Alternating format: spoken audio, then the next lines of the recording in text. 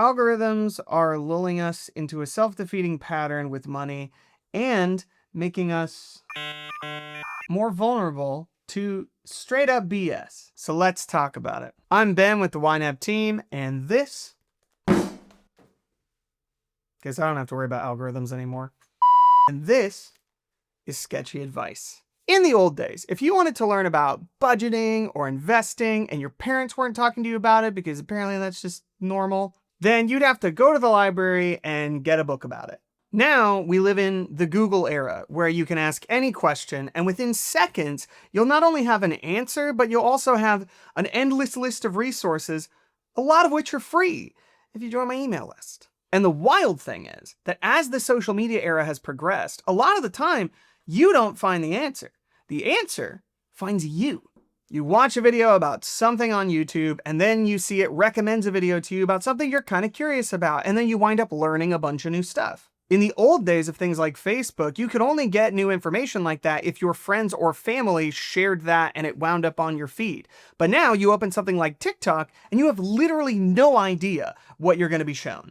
And when that works in your favor, that's really cool.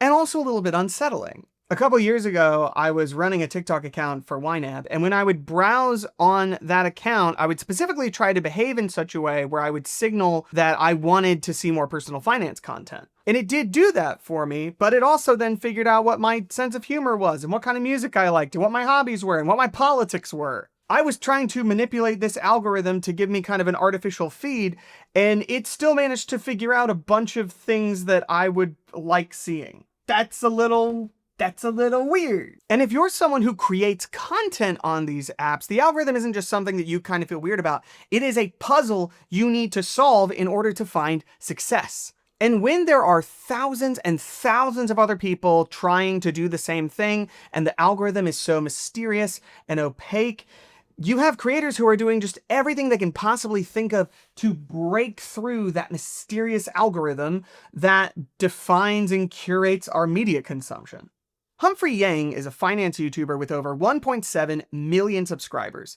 In this video, he's basically teaching you about zero-based budgeting and how you can maximize your savings by cutting unnecessary spending.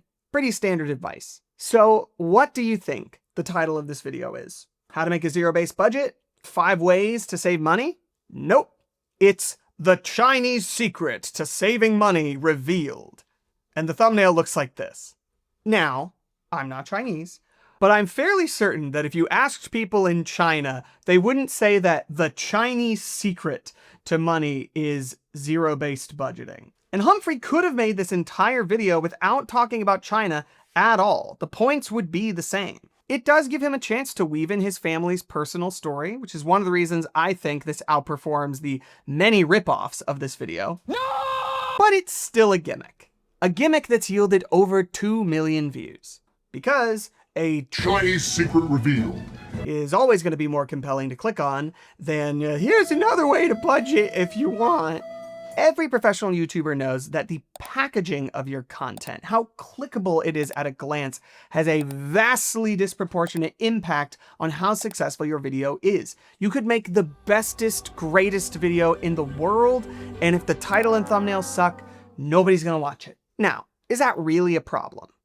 Not necessarily. I mean, this video has solid advice, so I don't really care if it's using a gimmick. But you can see where this is going, right? Creators wind up creating these titles and thumbnails and hooks that exaggerate or oversimplify or catastrophize or just try to repackage basic conventional advice as the earth-shattering forbidden secrets of the rich. The unspoken assumption is that everything needs to be life-changing or dead simple or a secret that you don't know, but rich people do. And there is so much good, valuable advice to be had that just doesn't fall into any of those categories. Like, when I was a teenager, I remember reading that if a girl touches her hair when she talks to you, that means she likes you. Which I'm sure just isn't true. Like, what if a girl has a shaved head? Does she touch her shaved head, or is she like, oh, hey, Philip, how's it going? The world of flirting and dating and even just social interaction is so nuanced and complex and confusing. And the hair touching thing is meant to be a hack that just kind of cuts through all that and gives you one simple metric. She touches her hair, she likes you. Which, I don't know. Ladies, sound off in the comments. If person cute, do touch hair? Check yes or no. It's counterproductive. It's not actually really helping you. Because if you want to get better at navigating the world of dating and social interaction, then you should learn how to be more present with people, how to be a good conversation partner who listens and asks questions, figuring out like the things that you care about in a relationship, and learning how to respect the other person and also respect yourself. And those are all things that take thought and they take intention and they take practice. And don't get me wrong, there are creators on apps of all kinds doing this kind of more holistic, realistic approach to money or relationships or whatever it is.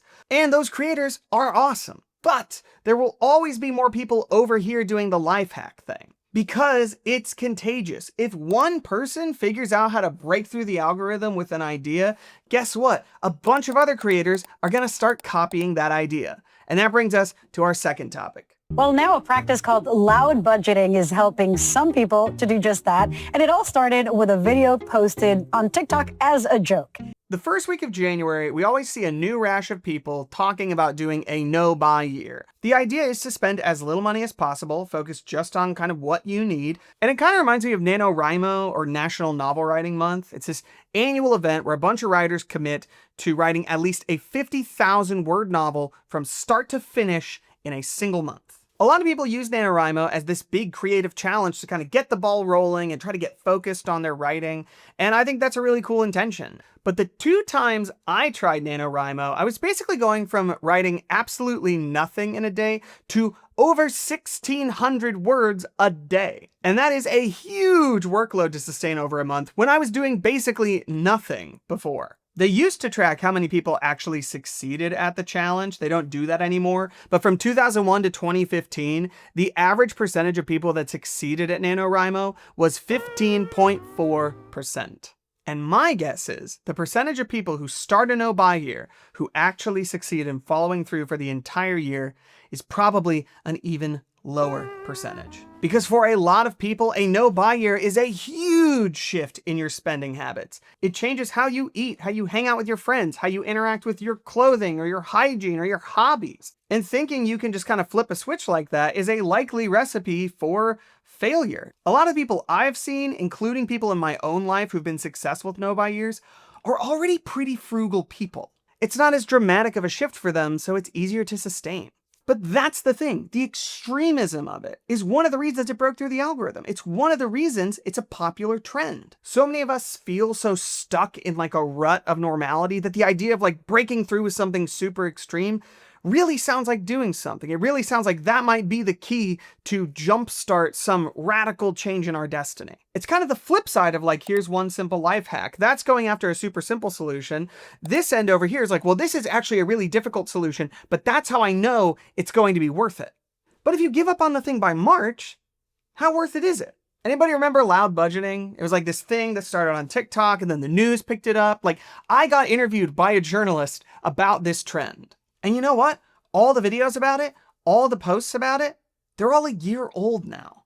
Nobody is talking about loud budgeting anymore. It's cool to imagine being sassy to your friends about your priorities, when the reality is we're social creatures and we want to preserve our relationships and we don't want to seem judgmental and we don't want to make people feel bad. Most of us just care too much about people to do loud budgeting as a long-term practice. But it's good content. Hear me when I say this. There is no meaningful relationship between something that is highly clickable and viral and something that actually works in real life. I would even argue that more often than not, they have an adversarial relationship. Now, trying different things out and realizing like maybe this is for me or maybe it's not, that's totally fine. And that's a positive of being exposed to all these different ways of dealing with and thinking about money. Some people have done no-buy years and had absolutely transformative experiences. And maybe loud budgeting got some people to really think about their money in a different way, even if they didn't do loud budgeting in real life. But this is my concern. My worry is that this creates this deflating negative feedback loop. Like, I don't feel like I'm super good with money right now. Maybe I'll try this trend that'll help me save more. Oh, I couldn't save more with that trend. It didn't work for me. Man, maybe I'm worse with money than I thought. Well, maybe then this trend will help me, really get my act together. Oh, I failed at that one too? My goodness, I must really need help. Maybe I'll do something more extreme like the no buy year, and that's gonna help me really get my act in order. Oh, I couldn't get past March? I must really be crap with money. I know a lot of people are just gonna write off these trends when they don't work, just not for me, and that's fine.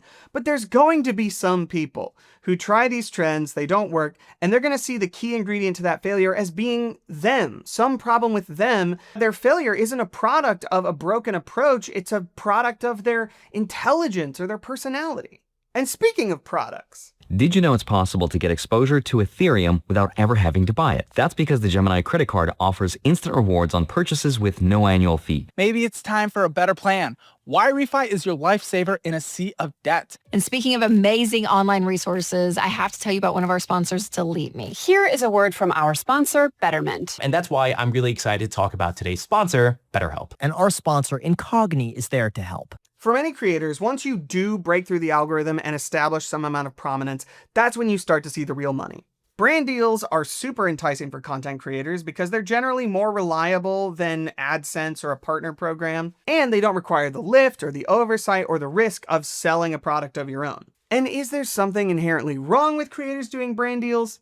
Not necessarily. But there's a special problem with finance influencers promoting financial services or products. These are creators that typically position themselves as experts on how you can turn your life around. And that can be fine when the influencer is promoting a solid product like, I'm trying to think of a solid financial product. But there is a real risk of these influencers promotingly or unknowingly promoting scams or highly risky ventures or just stuff that doesn't really help. A fairly recent high-profile case of this was FTX, a crypto trading platform that wound up being a massive scam. Like, do not pass go, do not collect $200, go straight to federal prison, scam.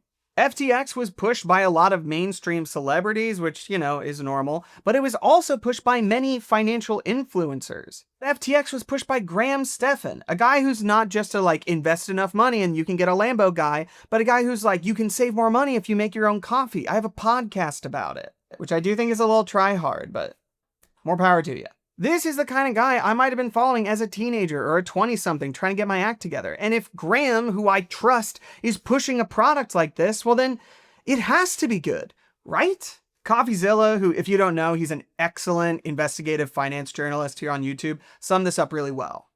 I asked around, the sponsorship deals were absurd. I know a guy, much smaller channel than me, making $500,000 a year, $50K a month, just to promote FTX US. So I know the bigger guys were getting much more. Some of them probably deals were in the millions. So obviously that's a big reason. A lot of them get it, but I don't think that's the only reason, because I think that'd be honestly too easy to say, oh, they were just greedy. That's why they did this. I actually think it's worse than that. I talked to a lot of these guys and they were fooled.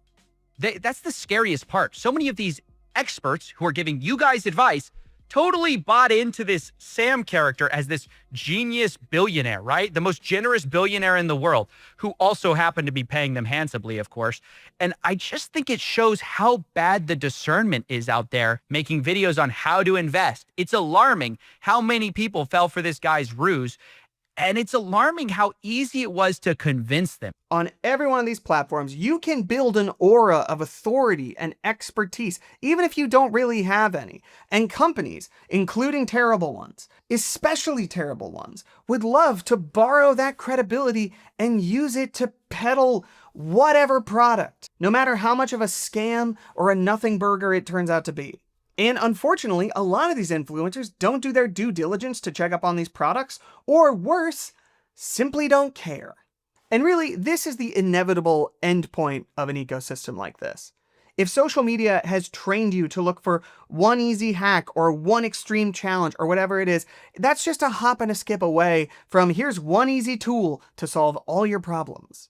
But the more I read and teach and just think about money and our relationship to it, the more I think that these things just don't move the needle, They're just things that help creators to build platforms. I think the best content that I've made isn't something that's like, here's a fun way to trick your brain into wealth. I think it's the stuff where I've been like, hey, here's a framework you can use to kind of think through your spending decisions, what happens when you get your paycheck, so that when you spend or you save or you give, you can do all those things with a lot more peace and a lot more joy. On this channel, we don't have an earth-shattering secret to make you wealthy. We just have a method and a tool that has helped a lot of people just spend more the way they want to spend. It's not going to make your bank balance balloon overnight. It's not going to magically solve every problem right away. But we have seen that people who start giving every dollar a job and practicing that and learning how to do it best for their life, those people tend to see pretty cool results. So if you'd like to learn about that, you can click where the card is. I'm not going to point to it because I always point the wrong way. And if you're sick of the algorithm pushing a bunch of sugar-coated nonsense onto you, and you're looking for a place that has sustainable, grounded, non-clickbaity insights into how to spend, save, and give more joyfully, then you can subscribe right here, baby. And if you want the algorithm to show this to more people, you can give this video a like. Or don't. I'm not your dad. Bye.